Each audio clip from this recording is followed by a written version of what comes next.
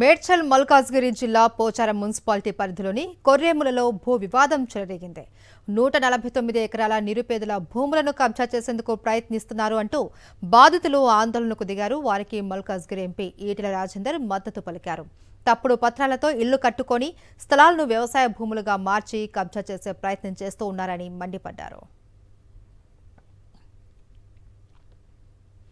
ఏకశిలానగర్లోని ఈ 149 ఎకరాల భూ వివాదానికి కారణం ఏంటి?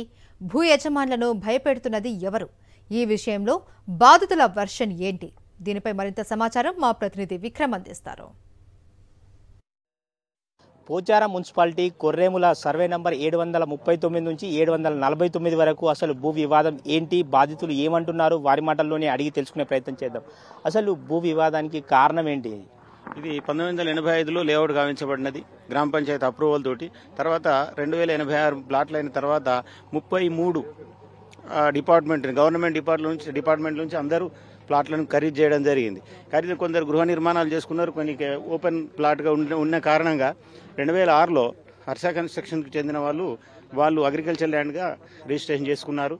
ఆ విషయం చేసుకొని 40 కోట్లు డిహెచ్ఎఫ్ఐలో లోన్ తీసుకున్నాడు. లోన్ తీసుకున్న తర్వాత బ్యాంకర్ వచ్చినప్పుడు మాకు తెలిసింది ఏం జరిగిందనేది. అప్పుడు అతను తీసుకున్న లోన్లో డిహెచ్ఎఫ్ఐలో మేము కేసు వేయడం జరిగింది. అతను చేసుకున్న మొటేషన్లు కూడా మేము క్యాన్సిల్ చేయడం జరిగిన తర్వాత ఎల్ఆర్ఎస్ తీసుకుంటున్నాము, ఇల్లు కట్టుకుంటే ఈ మధ్య ప్రాంతంలో హెచ్ఎండిఏ ఎల్ఆర్ఎస్ ఇది క్యాన్సిల్ చేస్తున్నాము, మీకు ఇంటి పర్మిషన్లు ఇవ్వమని చెప్పడం జరిగింది. దాని తర్వాత మళ్ళీ ఏమవుతుందని చెప్పి ఇంకో 9 ఎకరాలను మళ్ళీ అతను ధరణి నుంచి పాస్బుక్లు తీసుకోవడం జరిగింది. అది కూడా మేము హైకోర్టులో ఛాలెంజ్ చేసినాం, దాని మీద స్టే ఉంది. ఇప్పుడు మా యొక్క పాస్బుక్లు క్యాన్సిల్ చేసి సర్వే కోసం నాకు కండక్ట్ చేయమని ఎంఆర్ఓ అన్నప్పుడు ప్లాట్లను మీరు ఎట్లా సర్వే చేస్తామంటే వాళ్ళు సర్వే చేయమన్నారు. రెవెన్యూ వాళ్ళైనా గ్రామ పంచాయతీ అయినా మొత్తం ఇది ప్లాటెడ్ ఏరియా, అతనికి ఎలాంటి రైట్ లేదని చెప్పినా కానీ అధికారులను వేరే ఉపయోగించుకొని మా మీదకి దౌర్జన్యంగా వచ్చి మా ప్లాట్లను మళ్ళీ ప్లాట్గానే కొంటున్నాడు. మొత్తం మీద చూసుకోవచ్చు, మొత్తం మీద సర్వే నంబర్ 739 నుంచి 749 వరకు దాదాపు 11 సర్వే నంబర్లు 149 ఎకరాలు ఈ మొత్తం భారీ లేఅవుట్ చేశారు. 1985లోనే ఈ లేఅవుట్ అంతా కూడా పూర్తయింది. అయితే ఇల్లు కట్టిన తర్వాత కూడా కొన్ని సందర్భాల్లో కూల్చిన పరిస్థితి అయితే ఉంది. ఆ కూల్చిన బాధితులు కూడా మనతో పాటు ఉన్నారు. 2008లో నేను ఇల్లు కొనుక్కున్నాను. 2015-16లో ఎల్ఆర్ఎస్ అప్లై చేశాను, ఫుల్ పేమెంట్ చేసినాను. 2022-23లో నేను పర్మిషన్ అప్లై చేశాను, పర్మిషన్ తీసుకున్నాను, బ్యాంక్ లోన్ తీసుకున్నాను. కలెక్టర్ ఆఫీస్ నుండి ఇక్కడ బోర్ వేయడానికి కూడా బోర్ పర్మిషన్ తీసుకుని బోర్ కూడా వేసాను. ఇల్లు మొత్తం కంప్లీట్ అయ్యే వరకు ఏం డిస్టర్బ్ చేయలేదండి. ఇల్లు మొత్తం కంప్లీట్ అయిపోయింది. నెక్స్ట్ డే మార్నింగ్ షిఫ్ట్ అవుదాం అనుకున్న టైంలో ఆ రోజు రాత్రి జేసీబీ తీసుకొచ్చి వెనక నుండి మొత్తం కూల్చేసేసారు.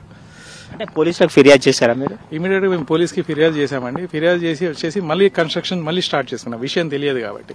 మళ్ళీ 15 రోజులకి మళ్ళీ మొత్తం కూలగొట్టారు. ఇంకా అప్పుడు నా దగ్గర ఉన్న ఇన్కమ్ సోర్స్ కూడా మొత్తం అయిపోయింది, బ్యాంక్ లో తీసుకున్న లోన్ అది కూడా అయిపోయింది. ఇంకేం చేయలేక పోలీస్ చుట్టూ తిరుగుతున్నాను. వాళ్ళు వేసిన సెక్షన్స్ ఓన్లీ 50 రూపీస్ ఫైన్. అప్పటి నుండి ఏంటంటే ఇంకా గవర్నమెంట్ ఆఫీస్ చుట్టూ తిరుగుతున్నాను. దగ్గర హెచ్ఎండిఏకి ఒక 200 సార్లు, ఎంఆర్ఓ ఆఫీస్ కి ఒక 100 సార్లు, కలెక్టర్ ఆఫీస్ కి ఒక 50 సార్లు, కొర్రెంల గ్రామ పంచాయతీ ఆఫీస్ కి 20 సార్లు, ఇన్ని సార్లు తిరిగినాను. అందరూ ఒకటే అంటారు, ఇది రెసిడెన్షియల్ ల్యాండ్. పూర్వం చేసిన అధికారులు మిస్టేక్ చేశారు. అది ఆ చిక్కుముడి ఇప్పాలంటే ఇప్పుడు మాతో కాదు, మాకు ప్రెజర్స్ ఉన్నాయి, మాకు చాలా పనులు ఉన్నాయి, మేము ఆ దాంట్లో బిజీ ఉన్నాం అంటారు. మొత్తం మీద చూసుకోవచ్చు, మొత్తం కట్టిన ఇళ్లను కూడా కూలుస్తున్నారని చెప్పి బాధితులు చెప్తున్న పరిస్థితి ఉంది.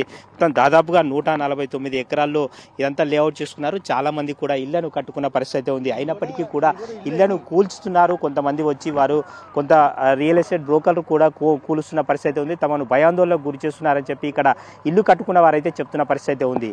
వీడియో జర్నలిస్ట్ శ్రీనివాస్ గౌడ్తో విక్రమ్, సాక్షి టీవీ, హైదరాబాద్.